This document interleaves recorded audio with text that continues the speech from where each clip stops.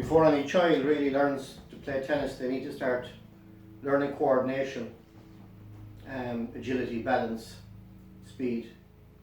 But coordination, hand-eye coordination really has to be addressed immediately. So simple skills like doing balloon work is really good for the younger children.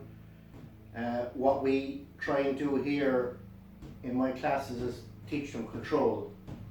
If they start getting control, like they might start hitting it much harder and losing control, so we immediately start getting them to slow it down, get them to slow it down using the back of their hands, just learning to keep it up.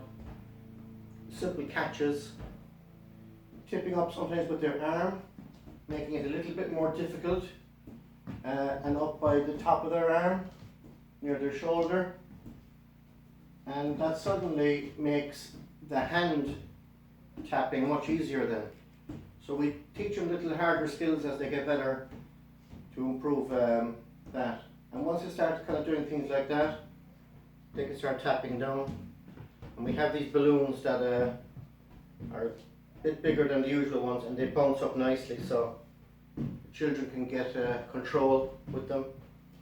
And we get them just to do a little tipping like that, getting control, not slapping down. A lot of children will do that, but we get them just to slow down at the start. And now they're getting control. And when we see things like this, we get them to bounce to bend their knees as the balloon goes down, like that. Because that's going to come into their tennis as they get older. You must be bending your knees as the ball comes up and bounces and comes up. So various skills like that, using their right and their left, moving it around, and they'll enjoy this. Again, making it a little harder with your elbow,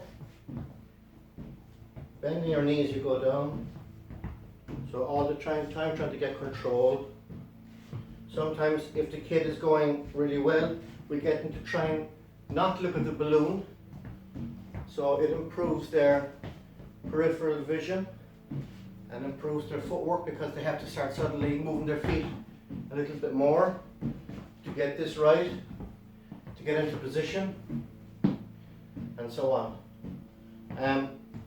So we'd also do simple things like getting them to get the balloon to sit down into their hand, so it kind of sinks into their fingers, doing it on the back of their hand. And again, this is all when they start to improve and master the other skills. Start using different parts of their head, their body, shoulder, back of the hand, palm of the hand, knees, trying to get control again all the time. That's what we're looking for. Tip of their foot. Now I'm losing control. Sometimes their shin, even using their shin, can be tricky. But again, it's working on different parts of your body. Chest, head. You bring in the second balloon. These balloons are great. They bounce up and in really well. So with the second balloon, we're going to push the other balloon up. And various skills like that. We're going to try and get the balloon to sit down on top of the other one. Get control. That looks easy, but it's not. Each child will work really at their own level, so some children can move on really fast, and others will just stay at the same level for a while until they master it. Again, back to tipping. We throw that one up, and then we tip up that one.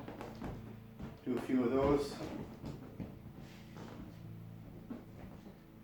And the kids will have a lot of fun doing this. Indoor, this is designed for really, not outdoor. Put some music on, they'll enjoy the atmosphere. And once they get really good at that, it's just one exchange at a time. I forgot the knee bending there to mention that, so I always bring that in when the balloon starts to come down. So there's some various skills there. Just going back to the one balloon, you can get them doing the basketball bounce, but maybe around their back and around to the side. and then always go the opposite side. In tennis you have to use both sides of your body because there's backhands and forehands involved, and it's just good that they coordinate both sides of their body anyway for all sports. You can even just go through your legs, go to the side, and again each child will do these at their own speed. So once they start doing that, we can start bringing in a racket. So the first thing really was just balancing. If a child is going to have trouble with that, some will, and that's why we're here to improve that. We just get them to hold it like that if it starts to fall off. And if it starts to fall off again, we just say, okay, put your hand there and balance it. Gradually they'll start to get the feel for that, and then maybe little tip ups. Again, I do everything very slowly. We're not looking for speed, not looking for power. That's the opposite of what we're doing here. We're just doing very gentle little movements, getting them again to control the balloon on the racket. So in tennis you have a forehand and you have a backhand, so we'll have to have them doing on the opposite hand. On the backhand side of tennis you have players who are one-handed or two-handed, so they can use two hands on this side if they wish. We use these little paddles before we bring in rackets because they need to learn these skills first. So little controls like that, little tips. Again, if it's going to fall, that's fine. They'll work at their own level. Gradually it's looking towards doing this. And again, we're looking at the bending of the knees. We're always trying to bring in, sometimes it's good to have them with their hand out to the side, just to get that balance with their body, like they're skiing, like they're surfing. And again, make the ball sit down. So they're getting control now. Gradually, it'll be a bounce and back onto the paddle. Bounce, how I bend my knees as the balloon comes down, and you get the paddle under. There's no swinging. It's all just placing the paddle under the balloon. Really, that sounds easy, but a lot of children will just start swinging and hitting. So we're going to have to try and change all that and get them just to place the paddle under the balloon and get control. And gradually that might lead to tapping, bending your knees and tipping up very gently. And then on the other side, with two hands maybe, or one hand, whatever they prefer.